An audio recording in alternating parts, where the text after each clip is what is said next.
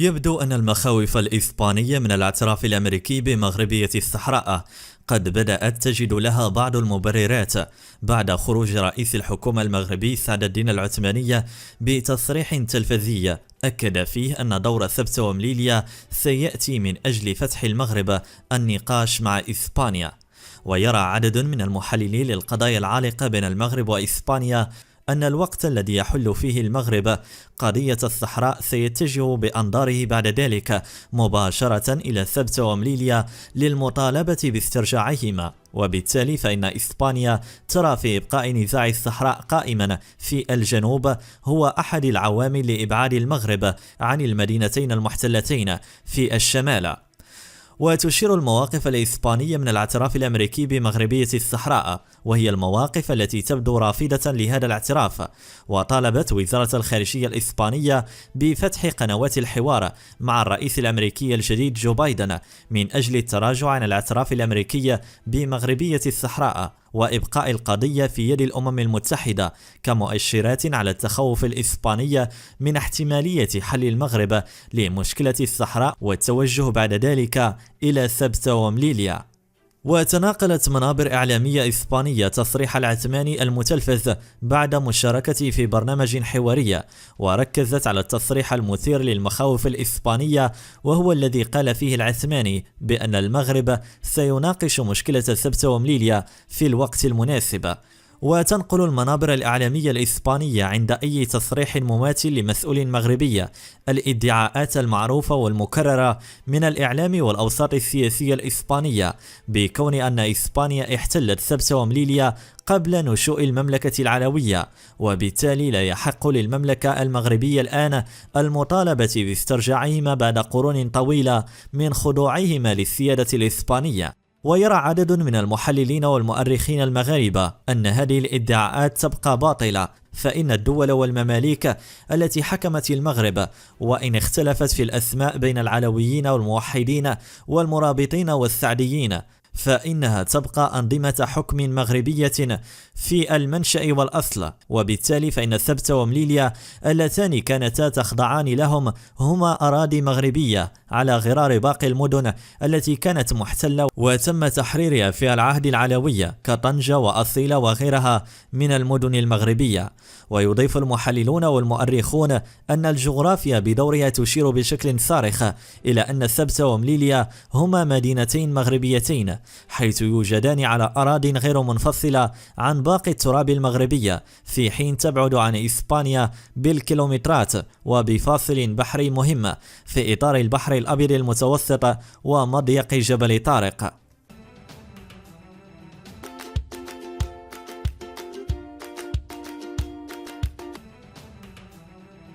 أكد سفير المغرب بجنوب إفريقيا يوسف العمراني أن الاعترافات الدولية بمغربية الصحراء تعكس إلى حد كبير التصاعد القوي لدينامية القانون والعدالة التي تقبر بشكل نهائي أطروحات دعاة التقسيم والانفصال. وجاء تصريح العمراني في مقابلة حصرية مع القناة التلفزيونية الجنوب إفريقية المرموقة South African Broadcasting Corporation،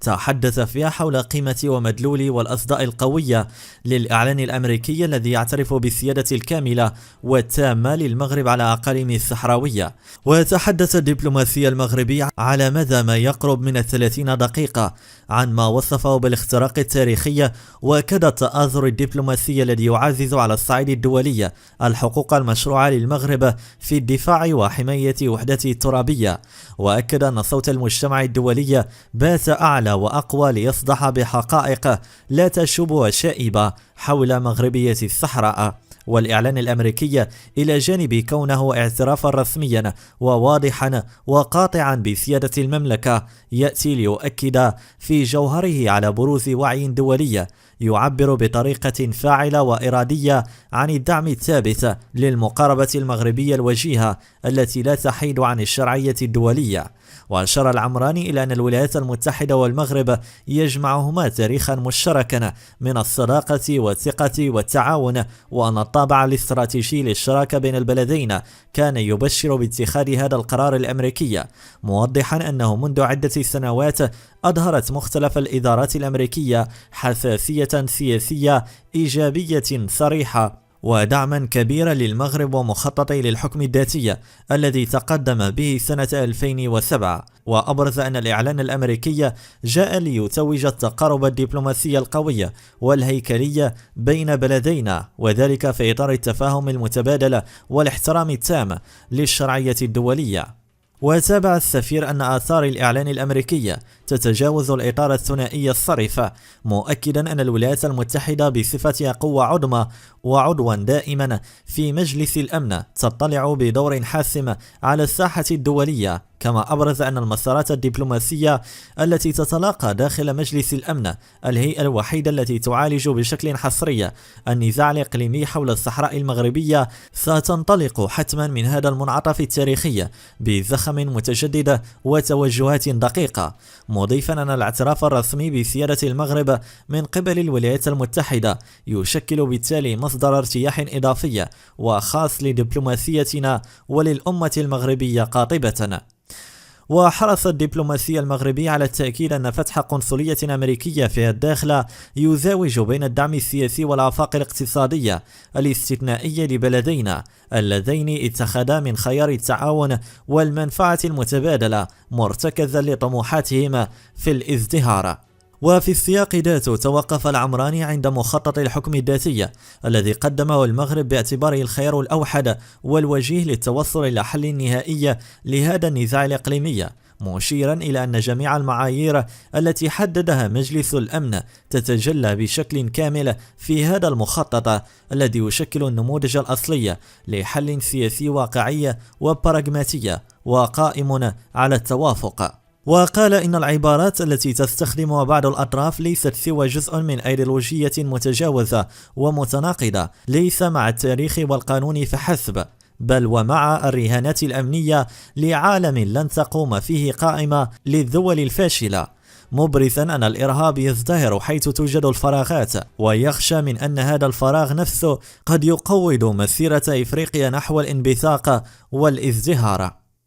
وأكد العمراني أن المغرب كان دائما فاعلا بناء عمل بشكل دؤوب على تعزيز الاستقرار والسلام والتعاون في منطقة الشرق الأوسط وغيرها من خلال إسهاماته العملية. إن التزام الرباط تجاه القضية الفلسطينية لا يحتاج لدليل، لأن المملكة أظهرت عزمها الراسخ على الاطلاع بدور بناء بين فلسطين وإسرائيل على أساس معايير محددة على نحو واضح تتمثل في حل الدولتين والقدس عاصمة للدولة الفلسطينية، وتعزيز الحوار المستمر والمباشر بين فلسطين وإسرائيل، والحفاظ على الهوية الإسلامية للقدس، لافتا إلى أن أي انحراف عن هذه المعايير لا يدخل بتاتا ضمن خيارات وتصورات المغرب. واختتم السفير مداخلته بالتأكيد بقوة على أن المغرب يظل ملتزما بشكل تام باستثمار قنواته الدبلوماسية من أجل الدفع بتسوية القضية الفلسطينية، كما عبر عن ذلك صراحة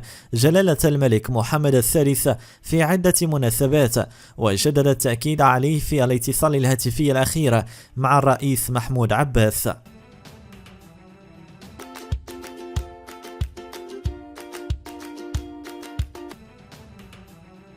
تعتزم جمهورية مصر العربية فتح قنصلية عامة لها بمدينة العيون كبرى حواضر الصحراء المغربية. وأعطى الرئيس المصري عبد الفتاح السيسي تعليماته لوزير خارجيته سامح شكري لترتيب تنفيذ فتح قنصلية مصرية في مدينة العيون مع نظيره المغربي ناصر بوريطة وفق مصادر إعلامية مصرية. وكانت دولة البحرين قد افتتحت يوم الأربعاء الماضي قنصلية عامة بالعيون بعد دولة الإمارات العربية المتحدة والعديد من الدول العربية والإفريقية. وأعلنت قطر أيضا نيتها فتح قنصلية بالعيون، وأعلنت الولايات المتحدة الأمريكية نيتها فتح قنصلية بمدينة الداخلة.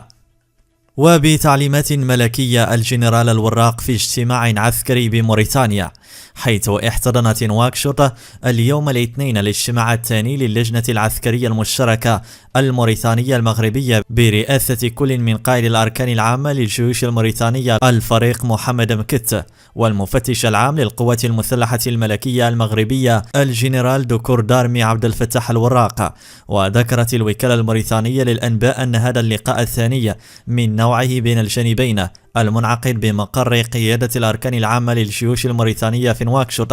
يهدف إلى تعزيز علاقات التعاون العسكري الموريتانية المغربية في مختلف المجالات العسكرية والأمنية وآفاق تطوير وتنمية هذا التعاون في المستقبل. وأضافت أن هذا اللقاء يدخل ضمن الزيارة التي يؤديها لموريتانيا حاليا المفتش العام للقوات المسلحة الملكية المغربية، والتي تدوم 3 أيام على رأس وفد هام من قطاعه. وأشارت إلى أن اللقاء حضره قائد أركان البحرية الوطنية الموريتانية اللواء البحري محمد شيخ نطالب، ومدير العتاد بقيادة الأركان العامة للجيوش الموريتانية اللواء محمد فال ولد اتقي الله، وقائدا المكتبين الثاني والثالث بقيادة الأركان العامة للجيوش على التوالي اللواء حمادي ولد مولودة واللواء البحري أحمد بن عوف، بالإضافة إلى عدد من الضباط الثامين بقيادة الأركان العامة للجيوش ووفد القوات المسلحة الملكية المغربية المرافق للمفتش العام للقوات المسلحة الملكية المغربية الجنرال دكور دارمي عبد الفتاح الوراق.